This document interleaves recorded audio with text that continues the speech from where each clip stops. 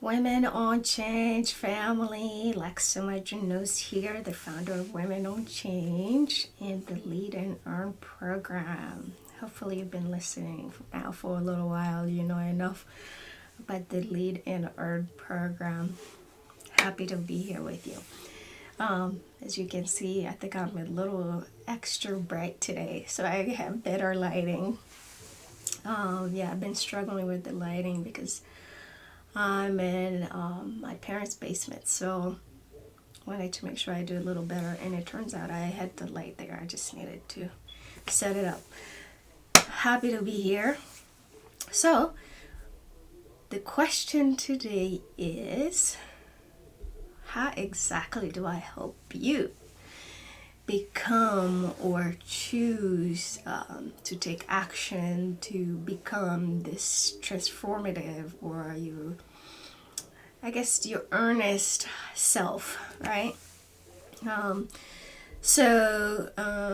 talked about what it is that you earn, what does it take, what is it that you conquer exactly when it comes to earning.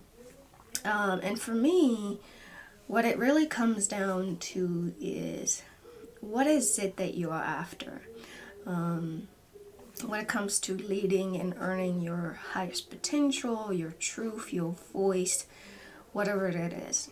And as previously said, and I'm going to continue to say, is I truly believe that every single one of us have what it takes to lead and earn our highest truth, change, voice, creativity, whatever that is for you.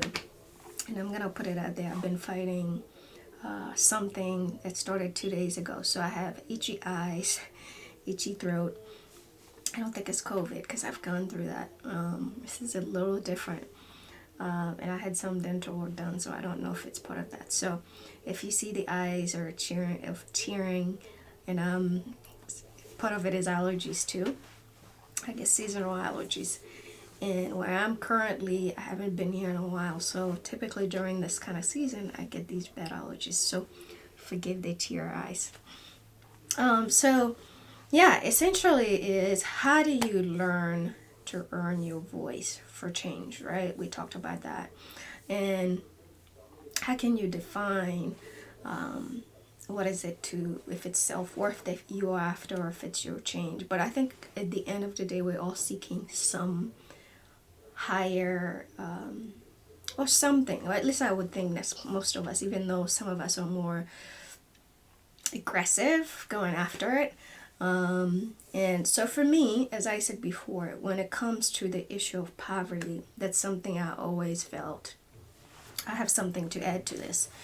And the way I started was to literally try to understand the different things I was reading, whether it was from the health perspective, from the education perspective, the economic lens, social lens.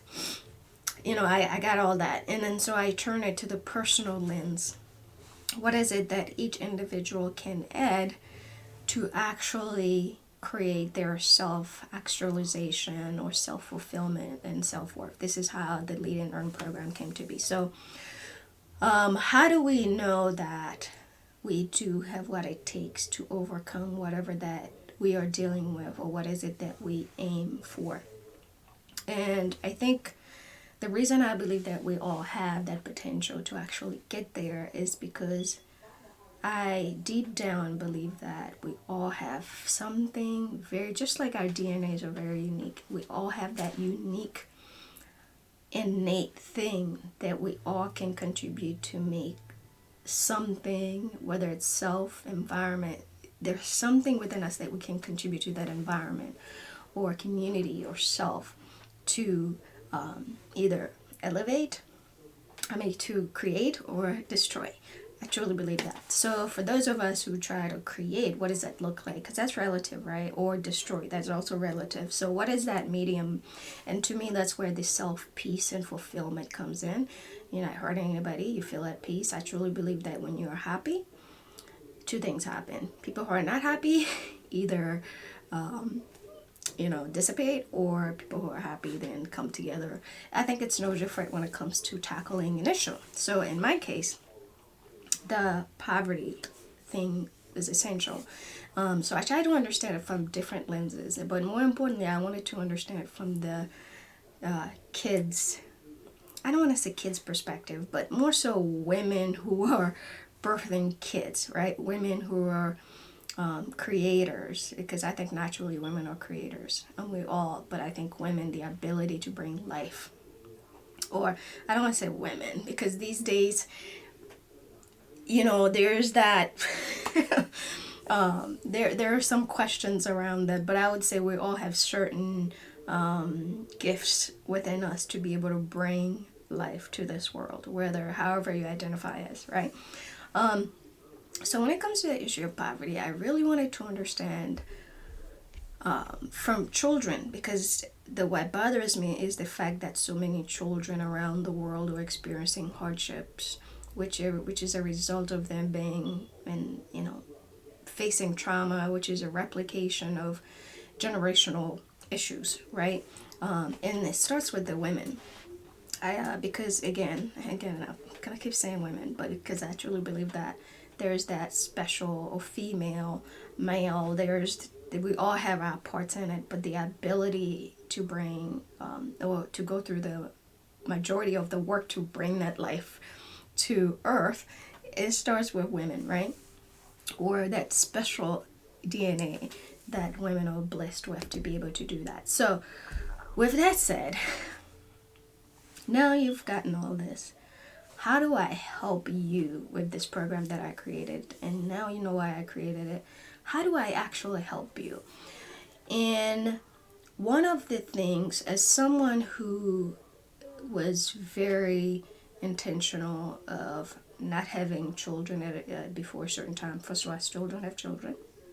That's not to say it's not going to happen, but that's not to say it's going to happen either, because I'm at a point where I made this decision, right? I wanted to see, based on what I was learning, based on what I was working of becoming a better version of myself. I realized that there's a key decision I had to make earlier on, which is the ability to feel equipped enough to be able to care for someone else, because I had that experience, right? I had it really early on with starts taking care of my mother, who faced so many challenges, and then it became the children that she had and so forth. And it wasn't my mother. It just, just being a parentified kid, parentified, it starts with the parents and the inability to do, and then it goes down from there. So based on that experience, I feel like I have this unique perspective, and having gone through that and having to find myself, right, as a child or as a young woman eventually, and now at a point where I feel like I have something to add to the conversation, is that one of the hardest things that I believe that anyone who feel like they are, whether it's a mom, especially a mom who has children who cannot do it all, clearly it doesn't take one person to do it, but the notion that the decision that you make to go through that process, right? I mean, there are a number of ways that this happened, right? Whether it's intentional, whether it's not intentional. When a child is brought to this life, I truly believe there's a certain adjustment, and I think it does happen, but there's a certain adjustment that shouldn't just be, some of it I'm sure is forced because you have to. But I think there are some that we have a choice to make or to choose in terms of how we do it, right? And I'm not saying to bring or not to bring life to this world. That's a very personal decision. However, when the decision comes down to I'm a parent, there are certain things that the environment or the society should be cater to you as a result of you having children. I have a different view about that, because to me, now it's one thing when you're a child, right? You get sexually abused, or something happened to you very risky, or you get raped and so forth. But when it's two people or an individual who make that decision themselves to go through that process, and they have a certain set of expectations, whether it's from family, the community, and society as a whole, to be able to support them. It's a very tricky situation, particularly when you grow up in communities or in a society that trained you to believe that generationally that's what you do, right? You have children, community support, and so forth. But yet, when it comes to making the personal decision to intentionally make the choice, whether it's to have unprotected sex or to say, hey, I'm going to get married and have children, at the end of the day, we all know if it does take a village, and I'm not saying, we should have a choice in how people have sex or how people choose to produce, but if the expectation is that everybody else should contribute to that process, whether it's the education system, the healthcare, whatever it is, then where do we make the decision individually that, hey, if you're contributing XYZ to the system, therefore you should be able to benefit XYZ, right? And I guess it's the same conversation that's happening now, where people feel like, whether it's childcare, healthcare, there are people who say, hey, I've been taking care of myself. I make sure I eat healthy. I make sure I do what I can. Why somebody's so careless? Why should I support that? And it's a valid conversation, right? Or I've worked so hard to earn my money, and so hasn't done as much. Why should I do that? So it's a very complicated thing. But coming back to this program, one of the ways that I help individuals, or I've managed to be able to get to the point where I felt like these are fine things to ask, or again, it's a risk. Do you go through life thinking of what is said, that's what I go with, or versus, hey, this is me, this is what I'm going to live with, and I'm going to live with the risks that come with it, whether it's not having children, dying alone, or being sick, not having support, whatever it is. It's a choice that you have to make, right? And it comes with a whole lot of things, right? Depends where you are, the country, the society, the community, or if you have siblings or not. I have been able to be blessed with friends where they were the only child. The parents were only the only child. Where the parents died, they were the only one. Yeah, they have extended siblings and so forth. But at the end of the day, the fear that is in front of us, have been sold to us, is that we need XYZ. In fact, I was in Europe. I was in Turkey, and I met this guy who was from Spain. And of course, if you visit Turkey, there aren't that many there. There's very little black people there, so it's random. I'm walking around enjoying the nice sun and the view, and this random guy just like, oh my gosh, I see a black person. I was like, hi. So we got into this whole conversation about family and so forth, and he was like, why don't you have children? I said, I don't have children, and I'm comfortable with that. He's like, but it's part of life. Who says it's part of life? So we had this whole conversation, but it's the belief, right? And it's because that's what we grew up with, that's what we're trained with, so therefore it's expected that you do have that, because if you don't have it, then it's not normal. So having been parentified, I've learned some key lessons when it comes to understanding myself at a much later life, where I had to learn what it's like to parent me, because of so many issues I had and did not realize until I started reading, until I started do a lot of things. So to the point where I had to spend almost half of my life truly understanding me. What part of my life is actually me? Which part of me is my identity? And so this program, the Lead and Earn, essentially is, how do we lead who we are once we realize that we are a product of something that we're not, and then how do we make sure we earn that? So it's your experiences, as I've said before.